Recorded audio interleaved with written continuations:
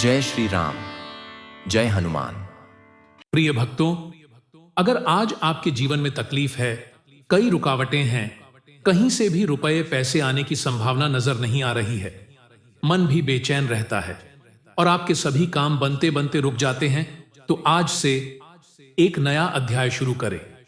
हर सुबह सिर्फ 45 मिनट के लिए हनुमान जी के मंत्र का स्मरण करें, क्योंकि जब हनुमान जी प्रसन्न होते हैं तो किस्मत पलटते देर नहीं लगती है और धन वर्षा शुरू हो जाती है। बस हनुमान जी के इस महामंत्र को पूरे मन और श्रद्धा से श्रवण करिए और देखिए कैसे किस्मत खुद चलकर आपके द्वार आती है, क्योंकि भक्तों, हनुमान जी तो भक्तों की श्रद्धा देखते हैं। तो दोस्तों, जो भक्त हमारे चैनल पर नए हैं वो हमारे चैनल सनातन ज्ञान को तुरंत ही सब्सक्राइब कर लीजिए, क्योंकि हम हमारे चैनल पर ऐसे रोजाना मंत्र लाते रहते हैं। वीडियो को लाइक करना न भूलें और हनुमान जी के चरणों में अपने नाम की हाजिरी अवश्य ही लगा दीजिए। तो चलिए शुरू करते हैं हनुमान जी का पावरफुल महामंत्र। तो एक बार प्रेम से बोलिए, जय हनुमान, जय सिया राम। मनोजवं मारुततुल्यवेगं जितेन्द्रियं बुद्धिमतां वरिष्ठं वातात्मजं वानरयूथं मुख्यं श्रीरामदूतं शरणं प्रपद्ये। मनोजवं मारुततुल्यवेगं जितेन्द्रियं बुद्धिमतां वरिष्ठं वातात्मजं वानरयूथं मुख्यं श्रीरामदूतं शरणं प्रपद्ये। मनोजवं मारुततुल्यवेगं जितेन्द्रियं बुद्धिमतां वरिष्ठं वातात्मजं वानरयूथं मुख्यं श्रीरामदूतं शरणं प्रपद्ये। मनोजवं मारुततुल्यवेगं जितेन्द्रियं बुद्धिमतां वरिष्ठं वातात्मजं वानरयूथं मुख्यं श्रीरामदूतं शरणं प्रपद्ये। मनोजवं मारुततुल्यवेगं जितेन्द्रियं बुद्धिमतां वरिष्ठं वातात्मजं वानरयूथं मुख्यं श्रीरामदूतं शरणं प्रपद्ये। मनोजवं मारुततुल्यवेगं जितेन्द्रियं बुद्धिमतां वरिष्ठं वातात्मजं वानरयूथं मुख्यं श्रीरामदूतं शरणं प्रपद्ये। मनोजवं मारुततुल्यवेगं जितेन्द्रियं बुद्धिमतां वरिष्ठं वातात्मजं वानरयूथं मुख्यं श्रीरामदूतं शरणं प्रपद्ये। मनोजवं मारुततुल्यवेगं जितेन्द्रियं बुद्धिमतां वरिष्ठं वातात्मजं वानरयूथं मुख्यं श्रीरामदूतं शरणं प्रपद्ये। मनोजवं मारुततुल्यवेगं जितेन्द्रियं बुद्धिमतां वरिष्ठं वातात्मजं वानरयूथं मुख्यं श्रीरामदूतं शरणं प्रपद्ये। मनोजवं मारुततुल्यवेगं जितेन्द्रियं बुद्धिमतां वरिष्ठं वातात्मजं वानरयूथं मुख्यं श्रीरामदूतं शरणं प्रपद्ये। मनोजवं मारुततुल्यवेगं जितेन्द्रियं बुद्धिमतां वरिष्ठं वातात्मजं वानरयूथं मुख्यं श्रीरामदूतं शरणं प्रपद्ये। मनोजवं मारुततुल्यवेगं जितेन्द्रियं बुद्धिमतां वरिष्ठं वातात्मजं वानरयूथं मुख्यं श्रीरामदूतं शरणं प्रपद्ये। मनोजवं मारुततुल्यवेगं जितेन्द्रियं बुद्धिमतां वरिष्ठं वातात्मजं वानरयूथं मुख्यं श्रीरामदूतं शरणं प्रपद्ये। मनोजवं मारुततुल्यवेगं जितेन्द्रियं बुद्धिमतां वरिष्ठं वातात्मजं वानरयूथं मुख्यं श्रीरामदूतं शरणं प्रपद्ये। मनोजवं मारुततुल्यवेगं जितेन्द्रियं बुद्धिमतां वरिष्ठं वातात्मजं वानरयूथं मुख्यं श्रीरामदूतं शरणं प्रपद्ये। मनोजवं मारुततुल्यवेगं जितेन्द्रियं बुद्धिमतां वरिष्ठं वातात्मजं वानरयूथं मुख्यं श्रीरामदूतं शरणं प्रपद्ये। मनोजवं मारुततुल्यवेगं जितेन्द्रियं बुद्धिमतां वरिष्ठं वातात्मजं वानरयूथं मुख्यं श्रीरामदूतं शरणं प्रपद्ये। मनोजवं मारुततुल्यवेगं जितेन्द्रियं बुद्धिमतां वरिष्ठं वातात्मजं वानरयूथं मुख्यं श्रीरामदूतं शरणं प्रपद्ये। मनोजवं मारुततुल्यवेगं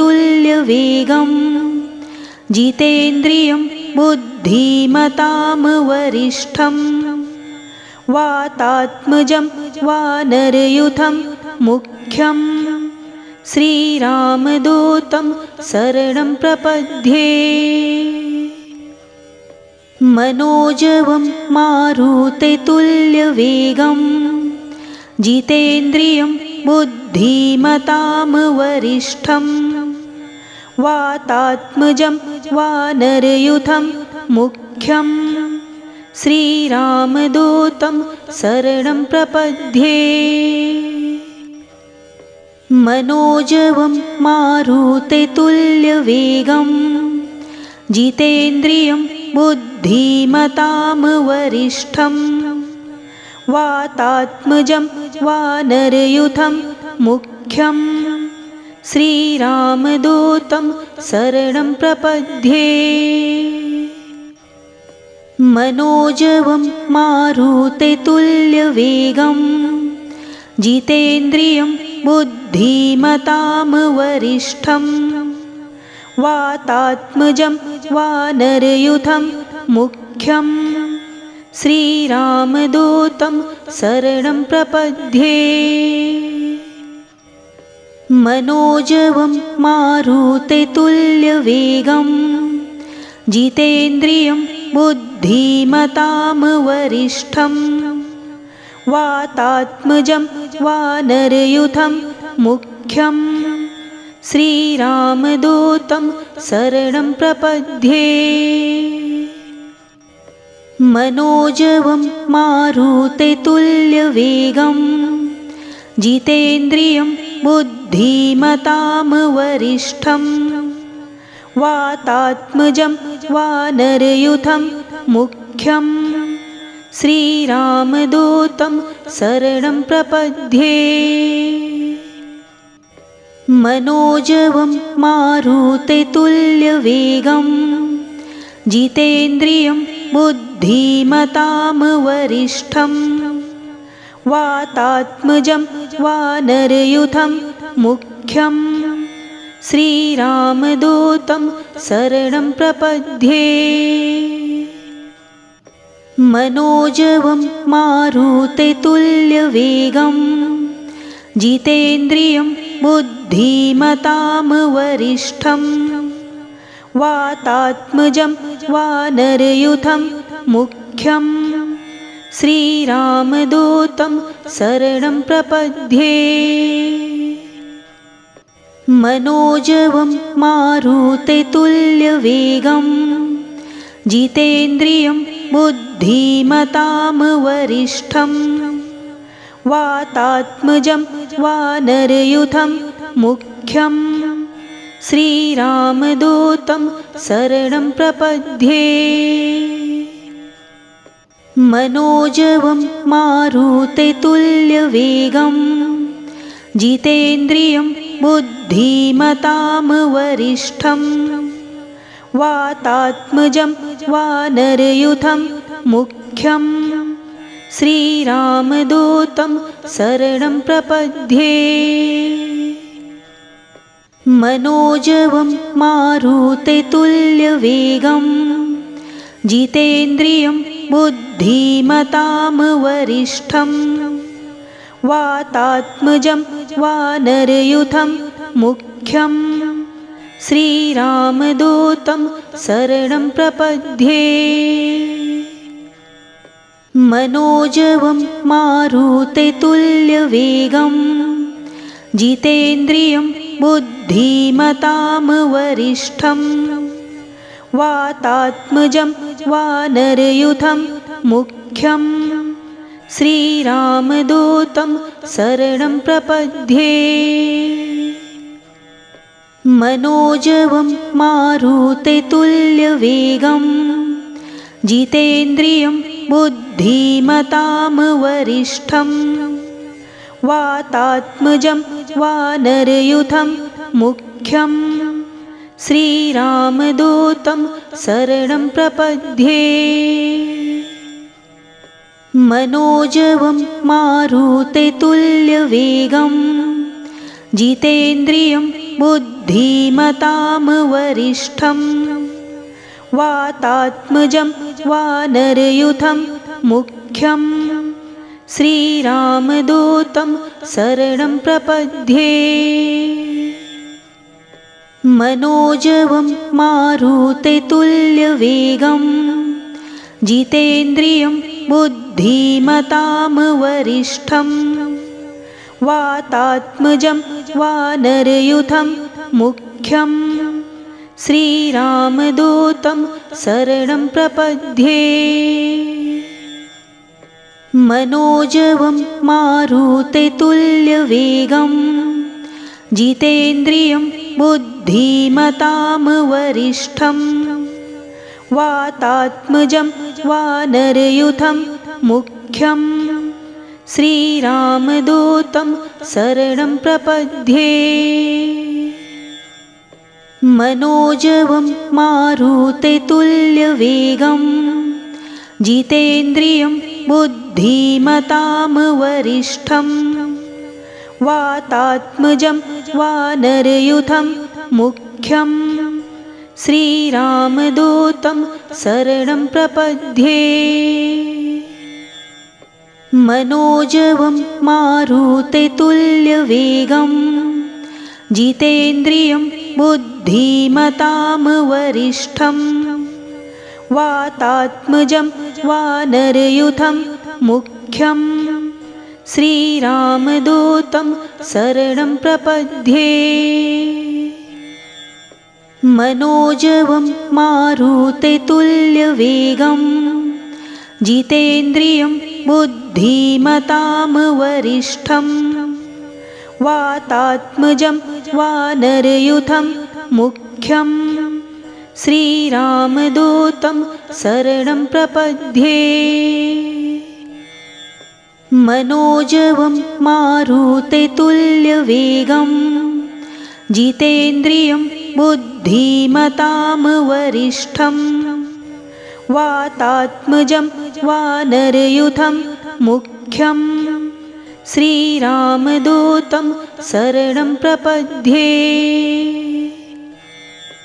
मनोजवं मारुततुल्यवेगं जितेन्द्रियं बुद्धिमतां वरिष्ठं वातात्मजं वानरयूथं मुख्यं श्रीरामदूतं शरणं प्रपद्ये मनोजवं मारुततुल्यवेगं जितेन्द्रियं बुद्धिमतां वरिष्ठं वातात्मजं वानरयूथं मुख्यं श्रीरामदूतं शरणं प्रपद्ये मनोजवं मारुततुल्यवेगं जितेन्द्रियं बुद्धिमतां वरिष्ठं वातात्मजं वानरयूथं मुख्यं श्रीरामदूतं शरणं प्रपद्ये मनोजवं मारुततुल्यवेगं जितेन्द्रियं बुद्धिमतां वरिष्ठं वातात्मजं वानरयूथं मुख्यं श्रीरामदूतं शरणं प्रपद्ये मनोजवं मारुततुल्यवेगं जितेन्द्रियं बुद्धिमतां वरिष्ठं वातात्मजं वानरयूथं मुख्यं श्रीरामदूतं शरणं प्रपद्ये मनोजवं मारुततुल्यवेगं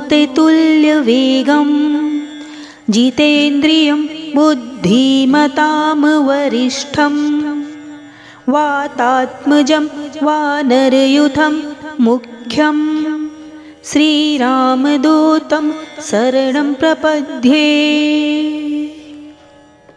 मनोजवं मारुततुल्यवेगं जितेन्द्रियं बुद्धिमतां वरिष्ठं वातात्मजं वानरयूथं मुख्यं श्रीरामदूतं शरणं प्रपद्ये मनोजवं मारुततुल्यवेगं जितेन्द्रियं बुद्धिमतां वरिष्ठं वातात्मजं वानरयूथं मुख्यं श्रीरामदूतं शरणं प्रपद्ये मनोजवं मारुततुल्यवेगं जितेन्द्रियं बुद्धिमतां वरिष्ठं वातात्मजं वानरयूथं मुख्यं श्रीरामदूतं शरणं प्रपद्ये मनोजवं मारुततुल्यवेगं जितेन्द्रियं बुद्धिमतां वरिष्ठं वातात्मजं वानरयूथं मुख्यं श्रीरामदूतं शरणं प्रपद्ये मनोजवं मारुततुल्यवेगं जितेन्द्रियं बुद्धिमतां वरिष्ठं वातात्मजं वानरयूथं मुख्यं श्रीरामदूतं शरणं प्रपद्ये। मनोजवं मारुततुल्यवेगं जितेन्द्रियं बुद्धिमतां वरिष्ठं वातात्मजं वानरयूथं मुख्यं श्रीरामदूतं शरणं प्रपद्ये। मनोजवं मारुततुल्यवेगं जितेन्द्रियं बुद्धिमतां वरिष्ठं वातात्मजं वानरयूथं मुख्यं श्रीरामदूतं शरणं प्रपद्ये। मनोजवं मारुततुल्यवेगं जितेन्द्रियं बुद्धिमतां वरिष्ठं वातात्मजं वानरयूथं मुख्यं श्रीरामदूतं शरणं प्रपद्ये।